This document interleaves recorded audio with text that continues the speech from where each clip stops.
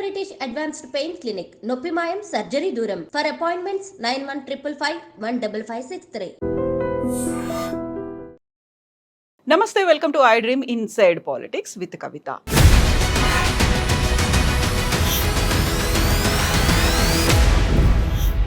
లగచర్లలో incident తర్వాత BRS లీడర్లు లగచర్ల బాధితుల్ని తీసుకుని ఢిల్లీకి వెళ్లారు. అక్కడ వరుసగా ఎస్సీ కమిషన్, ఎస్టీ కమిషన్తో పాటుగా హ్యూమన్ రైట్స్ కమిషన్, ఉమెన్ కమిషన్ని కూడా కలుస్తున్నారు. At the same time Congress ST లీడర్లు కూడా హ్యూమన్ రైట్స్ కమిషన్ని కలుస్తున్నారు, ఎస్టీ కమిషన్ని కలిశారు.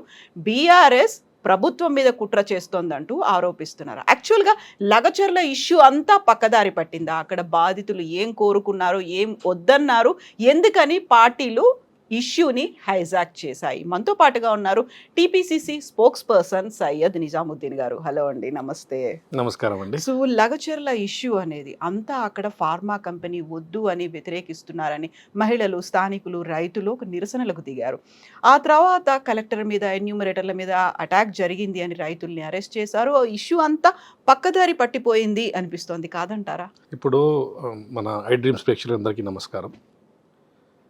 మీరు చూస్తున్నారు, ఇప్పుడు తెలంగాణ రాష్ట్రంలో కాంగ్రెస్ పార్టీ 11 నెలలు పూర్తి అయింది. ఇప్పటికి ఈ 11 monthsలో డే 1 నుంచి బీఆర్ఎస్ నాయకులు మరియు కేటీఆర్ గారు, హరీష్ రావు గారు ఒకటి తర్వాత ఒకటి కంప్లైంట్ చేయడం స్టార్ట్ చేస్తున్నారు. వాళ్ళు చేసిన కక్షపూరితంగా వాళ్ళు చేసిన ప్లానే అక్కడ ఇన్సిడెంట్ జరిగింది లగచర్లలో. అక్కడ మీరు క్లియర్గా ఉంది, ఎందుకంటే 90% రైతులు డెవలప్మెంట్ కోరుకుంటున్నారు. 90% రైతులందరూ హ్యాండ్ ఓవర్ చేయడానికి రెడీ ఉన్నారు. కానీ వీళ్ళ ప్లాన్ ఏంటంటే ప్రభుత్వంకి ఎట్లా బురద జల్లాలి, ప్రభుత్వంకి ఎట్లా బద్నాం చేయాలనే ఆలోచనతో వీళ్ళు చేసిన కక్ష మీరు చూస్తున్నారు. సురేష్ అని అతను మన కలెక్టర్ గారిని తీసుకుపోయి వాళ్ళకి ఎక్స్ప్లెయిన్ చేసి తప్పుదా చేసి డైరెక్ట్ తీసుకుపోయి ప్లానింగ్ అటాక్. నిరసన చేయడంలో తప్పు లేదు, మీరు చేయొచ్చు. కానీ తీసుకుపోయి డైరెక్ట్ కట్టెలతోటి, రాళ్లతోటి, మన పొడితో ఉంది కదా, మన మిర్చి కూడా ఉంది అక్కడ, అది కూడా ప్లాన్ చేసి ఇంత ప్లాన్ చేసి చేస్తున్నారు. ఇది బీఆర్ఎస్ ప్రభుత్వము కాంగ్రెస్ పార్టీని బద్నాం చేసే ప్రయత్నం చేస్తుంది. కేటీఆర్ గారు అయితే మన పవర్లో నుంచి దిగినప్పటి నుంచి ఒకటే ఆయనకు ఆలోచన ఉంది. ఆయన మెంటల్లీ డిస్టర్బ్ అయిపోయింది. ఆయన ఏమవుతుందంటే ఎప్పుడు చూస్తే కూడా కాంగ్రెస్ని ఎట్లా బదలాం చేయాలి, ఎందుకంటే కాంగ్రెస్లో జాబ్లు ఇవ్వడం స్టార్ట్ అయ్యింది. కాంగ్రెస్ ఇప్పుడు ఇండస్ట్రీస్ తీసుకొస్తున్నారు, ఇండస్ట్రియల్ క్లస్టర్ తీసుకొస్తున్నారు. ఎందుకంటే ఒకటే సైడ్ డెవలప్మెంట్ అనేది మనకు ఇది ఉండదు, అన్ని చోట్ల డెవలప్మెంట్ ఉండాలి. అంటే ఇప్పుడు మహబూబ్ నగర్లో డెవలప్మెంట్ కావాలి, వికారాబాద్లో కావాలి, ఆదిలాబాద్లో కావాలి, వరంగల్లో, అన్ని ఎక్కడెక్కడ మన ములుగులో కావాలి, మన వెనుకపడిన ప్రాంతాలందరికీ డెవలప్మెంట్ కావాలని మంచి ఆలోచనతో ఒక ప్రజాపాలన చేయడానికి, ప్రజాపాలన చేస్తూ మంచి డెవలప్మెంట్ గురించి ఆలోచించి మా ముఖ్యమంత్రి రేవంత్ రెడ్డి గారు అక్కడ ఇండస్ట్రియల్ క్లస్టర్ తీసుకురావడానికి ప్రయత్నం చేస్తున్నారు. దానికి ఈయన అడ్డుకునే ప్రయత్నం చేస్తున్నారు. ప్రజలందరూ కాంగ్రెస్ పార్టీకి సపోర్ట్గా ఉన్నారు. డెఫినెట్లీ మేము అది చేసి తీరుతాం. కాకపోతే ఇప్పుడు రైతులు అటాక్ చేశారు అంటూ 55 మంది రైతులను అరెస్ట్ చేశారు. ఆ తర్వాత అక్కడ ఉన్నటువంటి మహిళలు కూడా మేము రాత్రుళ్ళు ఇళ్లలో ఉండలేకపోతున్నాము, డే టైంలో మాత్రమే ఉంటున్నారు, అక్కడ పోలీసులు కూడా చాలా క్రూయల్గా మమ్మల్ని టార్చర్ పెడుతున్నారు, మమ్మల్ని తాకరాంతో ఒక చోట తాకుతున్నారు, మమ్మల్ని ఇబ్బందులకు గురి చేస్తున్నారు అంటూ మహిళలు కూడా గళమెత్తారు. ఇప్పుడు ఆ మహిళలందరూ కలిసి ఢిల్లీకి వెళ్ళారు, కంప్లైంట్స్ చేస్తున్నారు కదా. నేను ఒకటే అంటానండి, 10 సంవత్సరాలుగా బీఆర్ఎస్ ప్రభుత్వం ఉండే, మీరు ఇక్కడ మన మల్లన్న సాగర్లో చూసినారు ఎట్లా చేసినారు. ఎప్పుడన్నా మేము ఇట్లా చేసినామా, అధికారులను కొట్టే ప్రయత్నం చేసినామా? లేదు. అక్కడ రైతులు కొట్టలేదు, మహిళలు కొట్టలేదు, అక్కడ కక్షపూరితంగా ప్లాన్ చేసి రౌడీలు తీసుకొచ్చి ఆ పని చేసినారు. బయటి వాళ్ళు, అక్కడ ల్యాండ్ లేని వాళ్ళు ఉన్నారు. ఇప్పుడు దాదాపు ఒక 42 members అరెస్ట్ అయితే దాంట్లో 19 members అక్కడ ల్యాండే లేదండి. ల్యాండ్ లేని వాళ్ళు అక్కడ ఎందుకు వచ్చినారు, వాళ్ళు ఎందుకు వ్యతిరేకం చేస్తున్నారు అంటే ఇదన్నీ చేసిన మా పట్టం నరేందర్ రెడ్డి గారి ప్లాను ప్లస్ ఈ సురేష్ని ముందు పెట్టుకొని వెనుక నుంచి కేటీఆర్ గారు ఆడిన ప్లాన్ ఇది. వాళ్ళు అక్కడ ఎవ్వరు కూడా, నేను ఒక్కటే అంటున్నా క్లియర్గా, అక్కడ ఉన్న స్థానికులు ఎలాంటి అభ్యంతరం లేదు. ఓకే, అక్కడ జరిగింది, అధికారులను కొట్టిన తర్వాత పోలీసు వాళ్ళు డెఫినెట్లీ యాక్షన్ తీసుకుంటారు. వాళ్ళందరూ ఎవరెవరు ఉన్నారు అనేది తీస్తారు. డెఫినెట్లీ ఎవరెవరు వీడియో ద్వారా ఎవరెవరికి ఇన్ఫర్మేషన్ వస్తుంది ఆ ఇన్ఫర్మేషన్ ప్రకారం అందరికి అరెస్ట్ చేస్తారు. తప్పు చేసిన వాళ్ళకి అరెస్ట్ చేస్తారు, లేని వాళ్ళకి ఆల్రెడీ రిలీజ్ చేసేసినారు. లేని వాళ్ళు, దాంట్లో లేని వాళ్ళు, వీడియోలో లేని వాళ్ళకి, దాంట్లో అటాక్లో లేని వాళ్ళకి అందరికీ అరెస్ట్ చేసిన వాళ్ళకి రిలీజ్ చేసేసినారు. ఇప్పుడు ఏంటంటే ఎవరు తప్పు చేసినా వాళ్ళకైతే కంపల్సరీ శిక్ష అనేది ఉంటుంది. సో అక్కడ ఉన్నటువంటి మహిళలు కొంతమంది చెప్తోంది, నేను నా భర్తతో మాట్లాడాలంటే పోలీసులు కూడా డబ్బులు డిమాండ్ చేస్తున్నారు, మాట్లాడే పరిస్థితి కూడా లేదు అనేది. ఒక్కటే అంటానండి, ఇప్పుడు ఈ కాంగ్రెస్ ప్రభుత్వం కరప్షన్ అనేది కాంగ్రెస్ ప్రభుత్వంలో ఇప్పుడు 100% ఉండదు. మీరు గతంలో బీఆర్ఎస్ ప్రభుత్వంలో ఉండొచ్చు, కానీ ఇలాంటి పోలీసు వాళ్ళు ఏంటంటే స్ట్రిక్ట్గా ఎవరెవరు వీడియోలు ఉన్నారు, ఎవరెవరు అటాక్ చేసినారు వాళ్ళకైతే కంపల్సరీ అరెస్ట్ చేస్తారు. ఇవన్నీ వేస్ట్ మాటలు, ఇవన్నీ కక్షపూరితంగా ప్లాన్ చేసి వాళ్ళకి తీసుకొచ్చి చెప్పించే ప్రయత్నం చేస్తున్నారు. ఎందుకంటే సోషల్ మీడియా, స్పెషల్లీ సోషల్ మీడియాని వాళ్ళు మంచి స్పెండింగ్ చేసి, ఎందుకంటే చాలా సంపాదించారు పైసలు. గతం 10 సంవత్సరాల సంపాదించిన పైసలు ఫుల్ ఉన్నాయి. ఆ పైసలన్నీ సోషల్ మీడియాలో ప్లాన్ చేసి వాళ్ళకు ఆల్రెడీ బయట ఇస్తున్నారు. మీరు ఈ మాట చెప్పండి, రాసిస్తున్నారు, రాతపూర్వకంగా వాళ్ళకి రాసిస్తున్నారు. మీరు ఇది చెప్పండి, అది చెప్పండి, ఇది చెప్పండి అని చెప్పి వాళ్ళు ప్లాన్ చేసి ఇవన్నీ చేపించే పని ఈ బీఆర్ఎస్ ప్రభుత్వం చేసి ఓన్లీ కాంగ్రెస్ పార్టీని బద్నాం చేసే ప్రభుత్వం చేస్తున్నారు, ఇంకేం లేదు. ఇప్పుడు బీఆర్ఎస్ కొంతమంది బాధితుల్ని ఢిల్లీకి తీసుకెళ్ళింది. అందులో మహిళలు ఉన్నారు, మైనారిటీలు, ఎస్సీ ఎస్టీలు వీళ్ళందరూ ఉన్నారు కదా, వాళ్ళందరూ బాధితులు కాదా? అంటే ఇప్పుడు ఆ గొడవలలో వాళ్ళు ముందుకొచ్చి వాళ్ళు ఆ పనికి వచ్చినారా, ఎవరు వచ్చినారో దానిలో వీడియోలో కనిపించినారేమో, వాళ్ళకు కూడా కేసులు బుక్ అయిందేమో. డెఫినెట్లీ అది వెరిఫై చేస్తాం. వెరిఫై చేసిన తర్వాత వాళ్ళు తప్పు చేయలేకుంటే, అధికారుల్లో అటాక్ చేసే దాంట్లో వాళ్ళు లేకుంటే వాళ్ళకి మేము క్లీన్ చిట్ ఇచ్చేస్తాం. ఎందుకంటే వాళ్ళు ఇప్పుడు ఎట్లైనా ప్లాన్ చేస్తారు. ఢిల్లీలో వాళ్ళ ప్రభుత్వమే ఉంది, ఎందుకంటే బీజేపీ బీఆర్ఎస్ ఒకటే, అక్కడే ప్రభుత్వం ఉంది. ఎందుకంటే మా వాళ్ళు కూడా ఇప్పుడు వాళ్ళు తప్పుగా తీసుకుపోయి అక్కడ మా ఎస్టీ కమిషన్కి వాళ్ళు బీఆర్ఎస్ వాళ్ళు చెప్పనీకి పోతున్నారు. సో కాంగ్రెస్ వాళ్ళు కూడా, మా ఎంపీ గారు, మా ఎమ్మెల్యే గారు కూడా వాళ్ళకి పోయి ఎక్స్ప్లెయిన్ చేస్తున్నారు. ఫ్యాక్ట్ అనేది డిఫరెంట్ అండి, ఇది జరిగిన విషయం, ఇది వాళ్ళు కక్షపూరితంగా ప్లాన్ చేసి రౌడీలు తీసుకొని నాన్ లోకల్ తీసుకొచ్చి అక్కడ చేస్తున్న పనులు. వాళ్ళు లోకల్ కూడా కారు, వాళ్ళు అక్కడ ఉన్న వాళ్ళు రైతులు కూడా కారు, వాళ్ళకు ఉన్న ల్యాండ్ ఉన్న వాళ్ళు కూడా కారు, అది క్లియర్. సో ఈ రోజు ఎస్టీ కమిషన్ కూడా లగచర్లకు వస్తుంది, అక్కడ ఉన్నటువంటి బాధితులతో మాట్లాడుతోంది. యాక్చువల్గా ఏం జరిగింది అని తెలుసుకునే ప్రయత్నం చేస్తారు. డెఫినెట్లీ చేసుకోవాలి అది. ఎందుకంటే కమిషన్లు ఉన్నాయి, ఎస్సీ కమిషన్ ఉంది, ఎస్టీ కమిషన్ ఉంది, మహిళా కమిషన్ ఉంది. అందరు పోయి వాళ్ళు వెరిఫై చేస్తారు ఏం జరుగుతుందనేది. డెఫినెట్లీ ప్రభుత్వంలో మేమైతే ఇది ప్రజాప్రభుత్వము, తప్పు జరిగితే మేము డెఫినెట్లీ వాళ్ళకి సపోర్ట్ చేసే ప్రయత్నం చేస్తాం. ఇప్పుడు వాళ్ళు చేసిన తప్పు ఉంటే వాళ్ళు శిక్షిస్తాం.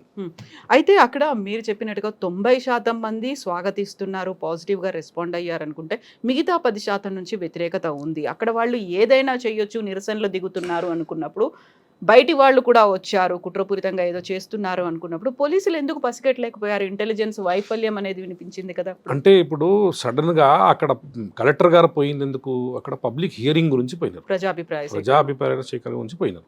అక్కడ పోయి హియరింగ్ పోతే వీళ్ళు ప్రీ ప్లాన్గా ఉన్నారు కదా, సడన్గా అటాక్ చేసినారు. ఓకే, కొంచెంసేపు అయినా మాట్లాడారు, మాట్లాడిన తర్వాత ఆర్గ్యుమెంట్ జరిగింది. ఆ ఆర్గ్యుమెంట్లో ఏదో వాళ్ళకి నచ్చలేదు అంటే అది వేరే విషయం. వచ్చిన వెంటనే వాళ్ళు అటాక్ చేయడం అంటే ఇది ప్యూర్లీ ప్రీ ప్లాన్. ఇప్పుడు 10% మీరు అంటున్నారు, 10% వాళ్ళకి నచ్చలేదు అనుకోండి, డెఫినెట్లీ ప్రభుత్వం ముందుకు వస్తుంది, వాళ్ళతోటి మాట్లాడుతుంది. వాళ్ళకు ఇప్పుడు ఫర్ ఎగ్జాంపుల్ వాళ్ళకి నష్టపరిహారం ఇవ్వాలా, లేకుంటే వాళ్ళకి పర్ ఎకర్కి ఒక రేట్ ఫిక్స్ చేసి ఇవ్వాలా, వాళ్ళకి నచ్చకుంటే ఇంకా కొంచెం ఏ రేట్ పెంచాలా. డెఫినెట్లీ ఇది ప్రజాపాలన, ప్రజలకు వ్యతిరేక ఉండదు ఈ ప్రభుత్వం, ప్రజాపాలన ఉంటుంది ఈ ప్రజల ప్రభుత్వం. డెఫినెట్లీ వాళ్ళకు ఎట్టి పరిస్థితిలో మనం 100% సాటిస్ఫై చేసి వాళ్ళకి బయటికి తీస్తాం. అయితే అక్కడ ఒరిజినల్గా ఉన్నటువంటి వ్యతిరేకత అనేది ఉంది, కొన్ని ఆందోళనలు ఉన్నాయి, దాన్ని ఎందుకు కన్సిడర్ చేయలేకపోతుంది? వాళ్ళకు ఉన్నటువంటి మెయిన్ కన్సర్న్ అక్కడ ఉన్నటువంటి పొలాలని వదిలిపెట్టి వెళ్ళిపోవాలి, లేకుంటే వాళ్ళ ఊర్లను వదిలిపెట్టి వెళ్ళాలి, అక్కడ పొల్యూషన్ క్రియేట్ అవుతుంది అనేది ఉంది, ఫార్మా కంపెనీల వల్ల ఇంకా ఎక్కువగా పర్యావరణానికి నష్టం కలుగుతుంది అనేది ఉంది. వాళ్ళకి సర్ది చెప్పాల్సినటువంటి అవసరం ఉంది, వాళ్ళకి అవగాహన కల్పించాల్సినటువంటి అవసరం ఉంది. ప్రభుత్వం ఆ దిశగా ముందుకెళ్ళిందా? అక్కడ ఉన్నటువంటి అధికారులు పనిచేస్తారా? 3 months నుంచి మేము మాట్లాడుతున్నాము, ముఖ్యమంత్రి గారు కూడా మాట్లాడారు. ఇప్పుడు ఇది వాళ్ళకి అక్కడ ఫార్మాసిటికల్ కంపెనీ అంటారు, ఫార్మా ఒకటే కాదు, అక్కడ ఇండస్ట్రియల్ క్లస్టర్ వస్తుంది, వేరే కంపెనీలు ఉంటుంది, అంటే ఈకో ఫ్రెండ్లీయే ఉంటుంది అది. దాంతో ఎలాంటి హామీ ఏమి ఉండదు అలాంటి ఇండస్ట్రీ, ఎందుకంటే వాళ్ళకి ఇక్కడ ఎంప్లాయ్మెంట్ వస్తుంది, డెవలప్మెంట్ అవుతుంది. ఇప్పుడు ఒకవైపు మీరు అట్లనే వెనుకపడిన ప్రాంతాన్ని అట్లనే ఇడిసేస్తే వేరే ఇక్కడే గచ్చిబౌలి డెవలప్ అవుతుంది, మన హైటెక్ సిటీ డెవలప్ అవుతుంది, లేకుంటే ఇక్కడ మల్కాజ్గిరి సైడే ఇటు సైడే డెవలప్ అవుతుంది. అక్కడ కూడా డెవలప్మెంట్ కావాలి కదా. మేము డెఫినెట్లీ అక్కడ జరుగుతున్న అన్ని విషయాల్లో మేము కాంగ్రెస్ పార్టీ దృష్టి పెట్టి ఏ ప్రాబ్లం ఉంటే కూడా మేము డెఫినెట్లీ వాళ్ళకు సరిది వాళ్ళకు ఉన్న ప్రాబ్లం అన్ని సాల్వ్ చేస్తాం. ఇప్పుడు యాక్చువల్గా మనకి అక్కడ ఇండస్ట్రియల్ క్లస్టర్ అన్న దానికంటే కూడా ఫార్మా కంపెనీ వస్తుంది అంటే దానివల్ల పర్యావరణానికి తర్వాత ప్రజలకి వాటర్కి అన్నిటికీ ఎఫెక్ట్ పడుతుంది. అంటే మన కళ్ళ ముందు పాటాన్ చెరువు కనిపించింది, మన కళ్ళ ముందు జీడిమెట్ల పారిశ్రామిక వాడలు ఇవన్నీ కనిపించిన తర్వాత సేమ్ అది కూడా ఇక్కడే అవుతుందేమో, రెప్లికా అవుతుందేమో అనే ఒక భయం కూడా ఉంటుంది. గతంలో కేటీఆర్ గారు మన కౌన్సిల్లో మాట్లాడుతూ మంత్రిగా ఉండి కౌన్సిల్లో మాట్లాడుతూ 9,000 acres మేము ఆల్రెడీ ఎక్వైర్ తీసుకున్నాము, మళ్ళీ ఇంకా కొంచెం మేము రాజకీయం జరుగుతుంది అక్కడ, ఆ రాజకీయం చేసేసి మేము డెఫినెట్ తీస్తామంటారు. అప్పుడు ఎందుకు చేసినారండి? అప్పుడు హైదరాబాద్లో ప్రజలు ఉండరా? అంటే ఈ ప్లేస్కి ఈ హైదరాబాద్లో మీరు చేస్తే తప్పు లేదు, మేము పోయి అక్కడ వికారాబాద్లో చేస్తే తప్పు. అంటే మీరు ఈ కాంగ్రెస్ పార్టీ ఏ పని చేస్తే కూడా మీరు తప్పు పడుతున్నారు. ఎందుకంటే మీరు అధికారం కోల్పోయింది, మీ మెంటల్లీ డిస్టర్బ్ అయిపోయినారు. డే 1 నుంచి ఏ ప్రభుత్వం ఉన్నారండి, ఇప్పుడు సంవత్సరం కూడా కాలేదు, మేము ఫుల్ ఫ్లెడ్ బడ్జెట్ ఇచ్చినాము. ఇప్పటి వరకు ఒక బడ్జెట్ ఫుల్ ఫ్లెడ్ బడ్జెట్ ఇచ్చిన తర్వాత ఒక బడ్జెట్ కూడా కంప్లీట్ కాలేదు. ఓకే, ఒక 1 year అయిపోయిన తర్వాత మళ్ళీ మీరు వచ్చేసి అరే మీరు బడ్జెట్ ఇంత కేటాయించినారు, ఇంత శాంక్షన్ అయింది, ఇంత డెవలప్మెంట్ యూజ్ చేసినారు, ఇంత ఎందుకు యూజ్ చేయాలి, అప్పుడు క్వశ్చన్ అడగండి. ఈ ఫస్ట్ ఇయర్లో అయితే ఆపోజిషన్ కోఆపరేట్ చేయాలండి.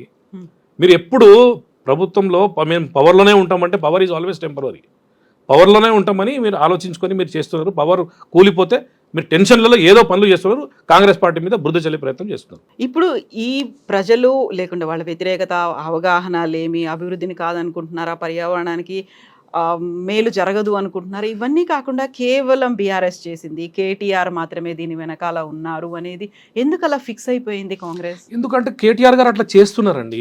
కేటీఆర్ గారు మీరు ఆయన చేస్తున్నారు, అట్లా ఆయన చేసే పనులన్నీ అట్లనే ఉన్నాయి. ఇప్పుడు మూసీ దగ్గర వచ్చినాయి, మూసీకి ఏమంటారు, కేసీఆర్ గారు మాకు పంపించారు మీకు కాపాడుకున్నారు అంటే మీరు 12,000 crores అప్పుడు శాంక్షన్ చేయలేదా? మీ హయాంలోనే బోర్డు ఖాయమైంది కదా, మూసీ రివర్ బోర్డు మీ హయాంలోనే ఖాయమైంది. అప్పుడు మీరే బోర్డుకు సుధీర్ రెడ్డి గారికి చైర్మన్ చేసినారు, అన్నీ జరిగింది కదా. మీరు చేస్తే తప్పు లేదు, మేము చేస్తే తప్ప. సో అన్నీ ఏంటంటే అన్నీ వాళ్ళ ప్లాన్ ఏంటంటే కాంగ్రెస్ పార్టీ ఉద్యోగాలు ఇస్తుంది, కాంగ్రెస్ పార్టీ ప్రజాపాలన చేస్తుంది, 10 సంవత్సరాలు ఫామ్ హౌస్లో కూర్చున్నారు, ఫామ్ హౌస్ నుంచే ప్రభుత్వం నడిపినారు. మేము ఇప్పుడు సెక్రటరియట్లో కూడా రానికి అవకాశం ఇస్తున్నాం, ఓపెన్ ఉంది.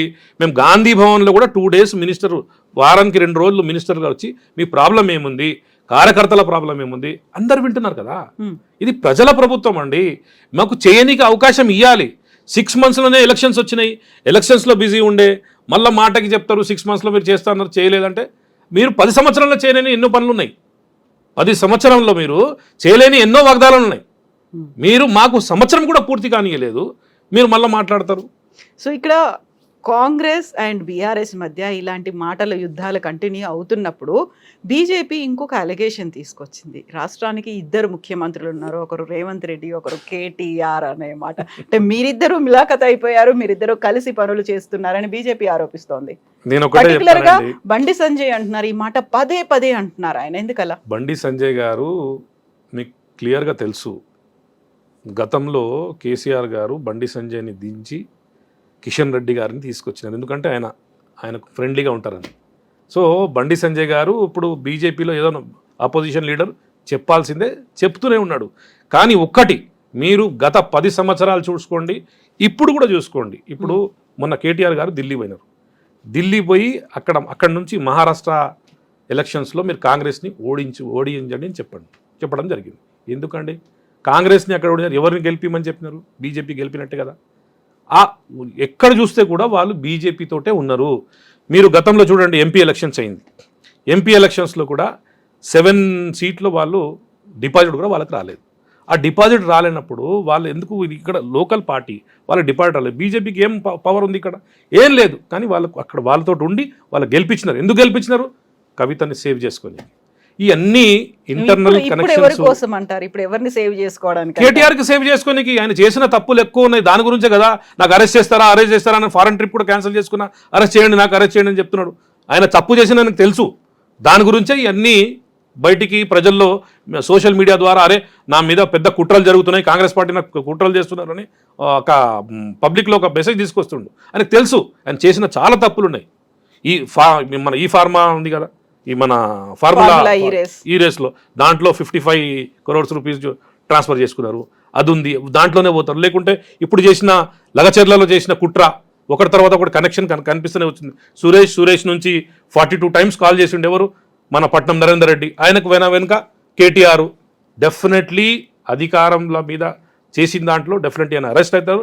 ఆ భయంతో ఆయన ముందు పబ్లిక్లో వచ్చేసి అన్నీ నాకు అరెస్ట్ చేస్తారు చేయండి అరెస్ట్ అని చెప్తారు. ఇది జరుగుతుంది. ఇప్పుడు ఢిల్లీకి వెళ్ళింది మీ మీద కంప్లైంట్ చేయడానికి కదా, అమృత్ స్కీమ్లో స్కామ్ జరిగింది అని వెళ్ళారు. వారంలోనే మళ్ళీ రెండోసారి లగచర్ల బాధితులతో కలిసి వెళ్ళారు.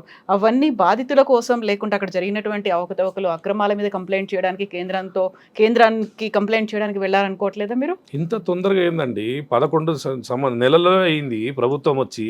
ఇంకా ఏం స్కామ్ జరుగుతుంది, ఇంకా ఏం బయటికి వస్తుంది? 10 సంవత్సరంలో జరిగిన కాళేశ్వరము, ఫార్ములా ఈ రేసు అన్నీ ఇంకా నడుస్తుంది. ఇంకా తొందరగా అంటే ఇప్పుడు ఢిల్లీకి పోవాలి, ఏమన్నా కంప్లైంట్ చేయాలి, మీడియాకు రావాలి, వీళ్ళు ఇట్లా చేస్తున్నారు అట్లా చేస్తారు. ఒక కొత్త ప్రభుత్వం వచ్చిన తర్వాత వాళ్ళకి అవకాశం ఇవ్వాలి. మేము ఓకే, మీరు తప్పు చేస్తే డెఫినెట్లీ వాళ్ళు ఏసీబీ కానీ ఏదో కానీ వాళ్ళు ఎంక్వైరీ చేస్తారు. చేసిన తర్వాత తప్పు ఉంటే దానికి వాళ్ళు అరెస్ట్ అవుతారు. మీరు చేసిన తప్పులకు కూడా టైం దగ్గర వచ్చింది, మీకు కూడా టైం దగ్గర వచ్చింది. మీరు చేసిన కాళేశ్వరం స్కామ్లో కానీ ఈ ఫార్ములాలో కానీ వేరే ఎన్నో స్కామ్లు ఉన్నాయి మీవి, అన్ని దాంట్లో మీకు కూడా టైం దగ్గరకు వచ్చింది. ఆ టైం దగ్గర వచ్చిందని వాళ్ళతో పోయి ములాఖాత్ చేసుకొని వాళ్ళ దోస్తీ పెట్టుకొని వీళ్ళ మీద కంప్లైంట్ చేసి ఈ ప్రభుత్వం మీద బురద చల్లే ప్రయత్నం చేస్తున్నారు. దీని తప్పితే ఏం లేదు. టైం దగ్గరకు వచ్చింది అంటే 1 year కంప్లీట్ అయిన తర్వాత లేకుంటే 2020 లేదండి. ఇప్పుడు మేము డెమోక్రసీ కాన్స్టిట్యూషన్ని బిలీవ్ చేస్తామండి. కాంగ్రెస్ పార్టీ ఇది. Congress party time to time correct enquiry, ఇష్టానుసారిగా వాళ్ళు రాత్రి వచ్చేసి బీజేపీతోటి ములాఖాత్ అయిపోయి రాత్రి రేవంత్ రెడ్డి గారు లేపుకొని బండి సంజయ్ గారిని బద్దల కొట్టి తీసుకెళ్ళడము అవన్నీ మేము చేయము. కాంగ్రెస్ పార్టీ రూల్స్ ప్రకారమే, లా ఏం చెప్తుంది లా ప్రకారం అన్నీ వెరిఫై అయ్యి తప్పు చేసిందంటే డెఫినెట్లీ అరెస్ట్ అవుతారు. మేమైతే మాకు కక్షపూరితంగా ఇట్లా అరెస్ట్ చేసుకోవాలి అట్లా చేసుకోవాలి మా ఇష్టమే లేదండి. కాంగ్రెస్ పార్టీ అట్లా పనిలే చేయదు. So waiting for the right టైమా ఏంటి అసలు ఎప్పుడు అని? రైట్ టైం కాదు, ఎంక్వైరీ రిజల్ట్ వచ్చిన తర్వాత. ఎంక్వైరీలో ఫోన్ ట్యాపింగ్ ఉంది, దాంట్లో కూడా టైం దగ్గరకు వచ్చింది. అన్ని ఎంక్వైరీలు కంప్లీట్ అయితే ఆ ఎంక్వైరీలో ఏమొస్తుంది దాని ప్రకారమే అరెస్టింగ్ కన్ఫర్మ్ అయింది. ఎవరెవరు ఉన్నారు అందులో లిస్ట్లో? మీకైతే క్లియర్గా తెలుసు. ఈ దీంట్లో బీఆర్ఎస్ ప్రభుత్వంలో కేసీఆర్ గారు కేటీఆర్ గారు చేసిన అన్ని ఫోన్ ట్యాంపింగ్లు ఉన్నాయి. ఇప్పుడు హరీష్ రావు గారు ఉన్నారు, స్కామ్లలో ఉన్నారు, అవన్నీ ఉన్నాయండి. ఫస్ట్ నంబర్ 1లో కేటీఆర్ అయితే ఉన్నాడు. ఫస్ట్ అరెస్ట్ అయ్యేది కేటీఆర్. అరెస్ట్ అంటే డెఫినెట్లీ ఇది వచ్చిన వెంటనే అరెస్ట్ అవుతాడు. ఈ రిజల్ట్ ఏం జరిగింది ఎంక్వైరీలో జరిగిన దాంట్లో దాని ప్రకారం 100% అరెస్ట్ అవుతారు. ఎస్ అండి, thank you so much Nizamuddin garu. Thank you.